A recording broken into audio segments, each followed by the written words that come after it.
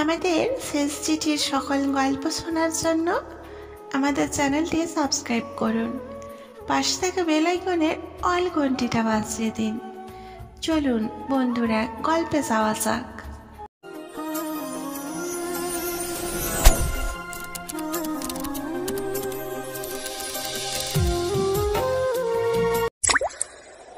বাসর ঘরে ঢুকতেই বউ আমাকে বলল, ঘড়িতে কয়টা বাজে বলুন তো? প্রথম দিনেই বউয়ের মুখে এমন প্রশ্ন শুনে কিছুটা বিচলিত হলাম। দেখি পাশের ঘড়িতে রাত 1:15 বাজে। আমি বউয়ের পাশে বসে আস্তে করে বললাম, আমার না এখন বিয়ে করার একদম ইচ্ছে ছিল না, শুধুমাত্র আমার বাবা মায়ের ইচ্ছেতেই তোমাকে বিয়ে করা। তবে আমার অন্য কোনো মেয়ের সাথে রিলেশনও ছিল না, কিন্তু বিয়ের জন্য এখন আমি মানসিকভাবে তৈরি ছিলাম না। আর তাই আমি এখন চাইলেও তোমাকে এত সহজে বউ হিসেবে মেনে নিতে পারবো না। প্রথম দিনেই স্বামীর মুখে এমন কথা শুনে সে হয়তো একটু অবাক হলো। আমার কথাগুলো বলা শেষ হওয়া মাত্রই নতুন বউ আমার কলার ধরে বলল, আমাকে কি তোমার খেলার পুতুল মনে হয় নাকি? পছন্দ হয়নি, বিয়ে করতে চাইনি, এই কথাগুলো আগে বলতে কি হয়েছিল? নিজের বাবা মায়ের মন রাখার জন্য আমার সব স্বপ্ন আশাকে কেন বলিদান দিলেন? বিয়ে করার ইচ্ছে নেই এ কথা আমাকে আগে বললে তো আমি নিজেই বিয়েটা ভেঙে দিতাম। আপনার মায়ের মিথ্যা শ্রদ্ধা দেখাতে গিয়ে আমার জীবনটা এভাবে কেন নষ্ট করলেন? কত আশা করেছিলাম আমার একটা মিষ্টি স্বামী হবে আর আমাকে কত ভালোবাসবে, দিলেন তো সব মাটি করে। এখন আমি যেভাবে বলবো সেভাবেই হবে। মনে মনে ভাবলাম, শুধু শুধুই এত কিছু বলে দিলাম। বেচারি আমার কাছে অনেক কিছু আশা করেছিল। আচ্ছা, যা হওয়ার তা তো হয়ে গেছে। রেগে গিয়ে সে বলল, আপনাকে বউয়ের অধিকার দিতে হবে না, যান নিচে গিয়ে ঘুমান, একদম খাটে শুতে পাবেন না। বলেই বালিশটা ছুঁড়ে মারল। আমিও বাধ্য হয়ে শুয়ে পড়লাম। আর মনে মনে ভাবলাম, কি গুন্ডি বউ রে বাবা, জীবনে দেখিনি। মনে হচ্ছে আমার জীবনটা পুরো তেজপাতা করে ছাড়বে। নিচে কোনো দিন ঘুমায়নি, তার জন্য ঘুম আসছিল না। কিন্তু আজ নিজের অমতে বিয়ে করেছি, সেই জন্য আর কোনো উপায়ও নেই। এর মধ্যে মশার অত্যাচার শুরু হয়েছে। কোনো রকমে চোখ বন্ধ করেছিলাম। কখন ঘুমিয়ে পড়েছিলাম বুঝতে পারিনি। হঠাৎ জেগে দেখি আমার শরীর কম্বল দিয়ে মোচড়ানো, আর পাশে মশার কয়েলটাও জ্বলছে। মনটাতে একটু শান্তি পেলাম। রাগী হলেও খেয়াল রাখবে। আমার বউয়ের নাম রাখি, অনেক ভালো। কিন্তু পরের দিন সকালে ঘুম থেকে উঠে দেখি টেবিলে চা রাখা আছে। চা খাওয়ার পর একটু কাজ করে ফ্রেশ হয়ে টিভি দেখছিলাম। সেই সময় রাখি এসে বলল, এই যে আমার স্বামী, সেই নিচে কতক্ষণ ধরে খাবার নিয়ে আমি অপেক্ষা করছি, আর আপনি এখানে টিভি দেখছেন? এক্ষুনি আগে নিচে চলুন। বলেই আমার কানের কাছে আস্তে করে বলল, নাকি খাবারটা রুমে নিয়ে আসবো? আমি তো হার্ট অ্যাটাক হতে হতে বেঁচে গেছি। ভেবেছিলাম বউ আমার কলার ধরে নিয়ে যায় নাকি, কিন্তু না, বউয়ের গলার স্বর পাল্টে গেছে। তাহলে কি বউ আমার প্রেমে পড়ে গেল নাকি? কথাটা ভাবতে ভাবতে বউয়ের দিকে তাকালাম। দেখি বউ তো আমার হ্যাপি সুন্দরী। রাতে তো ভেবেছিলাম হিটলারিনি, এখন তো দেখি বউ আমার মায়াময়ী, একদম লক্ষ্মী। এইবার আমি বউয়ের প্রেমে পড়ে গেলাম। কেমন যেন নিজেই নিজেকে বললাম, তুই তোর বউয়ের প্রেমে পড়ে গেছিস। হঠাৎ একটা শব্দে বাস্তবে ফিরে এলাম। দেখি বউর নিচে সিঁড়ি দিয়ে নামতে গিয়ে পড়ে গেছে। বুঝতে পারলাম পাগলিটা খুব ব্যথা পেয়েছে। আমি দৌড়ে তাকে টেনে তুলতে গেলাম, এমনি আস্তে করে বলল। কেমন স্বামী গো আপনি? আমি একটু অবাক হয়ে বললাম, আমি আবার কি করলাম? বউ বলল, আমি নিচে পড়ে আছি, কোথায় কোলে নিয়ে বিছানায় শোয়াবে তা না, আমার হাত ধরে টানছে।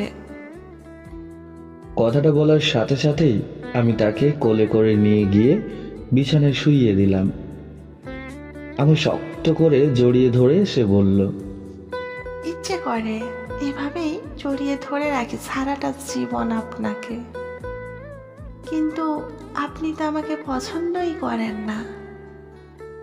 কথাটা শেষ করে রাখি আমাকে ছেড়ে দিল। আমার মনের ভিতরটা কেমন দুমড়ে মুচড়ে গেল। আমারও ইচ্ছা হলো কপালে একটা চুমু খেয়ে বলতে, পাগলি, আমিও যে তোমাকে বড্ড ভালোবেসে ফেলেছি গো, কিন্তু কেন জানি না পারলাম না। তারপর দেখি রাখি বিছানা থেকে উঠে চলে গেল। আমি শুধু ওর দিকে তাকিয়ে রইলাম। একটু পরেই বুঝতে পারলাম ও তো ব্যথা পেয়েছিল, যার কারণে আমি কোলে করে বিছানাতে এনে দিলাম।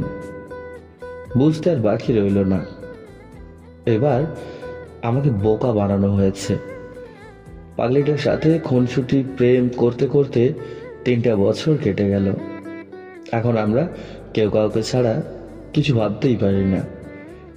আমার পাগলি এখন গর্ভবতী, তাই খুব যত্ন নিই তার, আর মোটামুটি সবসময় থাকি তার পাশে। আজকেই বাচ্চা হবার তারিখ দিয়েছে ডাক্তার। আমার অফিস যাওয়ার ইচ্ছা ছিল না, কিন্তু খুব জরুরি মিটিং থাকার কারণে আমাকে যেতে হলো। হঠাৎ বাবার ফোন পেয়ে ছুটে গেলাম হসপিটালে। যাওয়ার পর শুনলাম আমার ঘর আলো করতে এক ছোট্ট রাজকন্যা এসেছে, কিন্তু আমার পাগলিটার কোনো সাড়া শব্দ পাচ্ছি না। কেন? ভয়ে গাতে কাঁটা দিয়ে উঠল। অনেকের মুখে শুনেছি বাচ্চা জন্ম দিতে গিয়ে মা অনেক সময় মারা যায়। সেই ভয়ে প্রথমেই আমি বাচ্চা নিতে চাইনি, কিন্তু ওর নাকি বাচ্চা লাগবেই। তবে কি ওর ইচ্ছা পূরণ করতে গিয়ে আমার ভাবতেই কেমন যেন ভয় লাগছে, আর পারছি না। আর টাইম নষ্ট না করে ছুটে গেলাম কেবিনে। গিয়ে দেখি বাচ্চাটা খেলছে, কিন্তু রাখি চোখ বন্ধ করে শুয়ে আছে। ওর নিঃশ্বাস চলছে কিনা তা দেখার সময় ছিল না। সোজা ওকে জড়িয়ে ধরে কান্না করতে থাকি। সাথে সাথেই কানের কাছে একটু ব্যথা অনুভব করি। দেখি রাখি আস্তে করে আমার কান কামড় দিয়ে বলল, কি ভাবছো তোমাকে একা রেখে চলে যাব? আরে না গো, আমি চলে গেলে তোমাকে জ্বালাবে কে? আমিও তাকে শক্ত করে বুকে জড়িয়ে ধরে বললাম, বড্ড ভালোবাসি গো তোমায়। 3 বছর পর রাখি এবং আমি এখন আমাদের ছোট্ট রাজকন্যার সঙ্গে জীবনের নতুন অধ্যায় শুরু করেছি। আমাদের মেয়ের নাম রেখেছি অন্বেষা। তেমন ঝগড়া হয় না, তবে রাখির খুনসুটি আর আমার মজা, তাই করেই দিনগুলো চলতে থাকে। একদিন বিকেলে অফিস থেকে ফিরে দেখলাম রাখি রান্নাঘরে ব্যস্ত। অন্বেষা তার খেলনা নিয়ে বসে আছে, আর কখনো কখনো মায়ের দিকে তাকিয়ে মিষ্টি করে হাসছে। আমি দরজার কাছে দাঁড়িয়ে পুরো দৃশ্যটা দেখছিলাম। রাখির চুলগুলো এলোমেলো হয়ে গেছে, কপালে একটু ঘাম জমেছে, কিন্তু ওকে দেখেই মনে হচ্ছে এই দৃশ্যটা যেন আমার জন্য সব থেকে সুন্দর। আমি ধীরে ধীরে ওর পেছনে গিয়ে দাঁড়ালাম। রাখি ঘুরে তাকিয়ে বলল, কি গো, ওখানে দাঁড়িয়ে অমন করে হাসছো কেন? আমি বললাম, তোমাকে দেখলেই হাসি আসে, কি সুন্দর দেখাচ্ছে তোমাকে। রাখি হেসে বলল, থাক, মনে হচ্ছে কিছু চাইতে এসেছো। কি চাই? আমি ঠাট্টা করে বললাম, একটা নতুন বাসর ঘরের মতো রাত চাই। রাখি লজ্জায় হেসে বলল, ইস, অন্বেষার সামনে এসব বলতে লজ্জা করে না? আমি মজা করে বললাম, তুমিই তো বলেছিলে আমাকে জ্বালাবে, এখন কেন এত লজ্জা পাচ্ছ? রাখি হাসতে হাসতে বলল, ঠিক আছে, রাতে দেখাবো জ্বালানোর আসল কায়দা। সেই রাতে আমি রাখিকে বললাম, শোনো, তুমি আমার জীবনে আসার পর সবকিছু বদলে গেছে। আমি ভাবতেই পারিনি তুমি আমাকে এতটা বদলে দেবে। তুমি আমার সবচেয়ে বড় পাওয়া। রাখি মিষ্টি হেসে বলল, তুমিও তো আমার জীবন পূর্ণ করেছো। তোমাকে ছাড়া আমিও আর কিছুই ভাবতে পারি না। অন্বেষা আমাদের বিছানার পাশে ঘুমিয়েছিল। আমরা দুজন চুপচাপ তার দিকে তাকিয়ে রইলাম।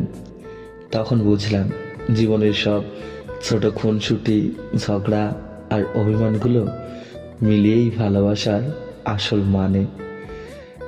সেই রাত যেন আমাদের জীবনে আরেকটা শুরু ছিল। রাখির হাত ধরে আমি মনে মনে প্রতিজ্ঞা করলাম, যত কষ্টই আসুক, যত ঝড়ই হোক, ওকে আর কখনো আঘাত করতে দেব না। কারণ আমার পাগলিটাই আমার জীবন, আমার সব কিছু। বন্ধুরা, আমাদের গল্পটা যদি আপনাদের কাছে ভালো লাগে, আমাদের চ্যানেলটি সাবস্ক্রাইব করুন। আর এই ছোট্ট ছোট্ট গল্পগুলো শোনার জন্য বেল আইকনের অল ঘন্টিটা বাজিয়ে দিন। বন্ধুরা, একটু শেয়ার করে দিন গল্পগুলো। আর হ্যাঁ, একটা লাইক করে কমেন্টে জানিয়ে যাবেন কেমন লাগলো। আপনাদের একটা একটা কমেন্ট ফেলে আমরা মোটিভ হই নতুন নতুন গল্প বানানোর জন্য। ধন্যবাদ।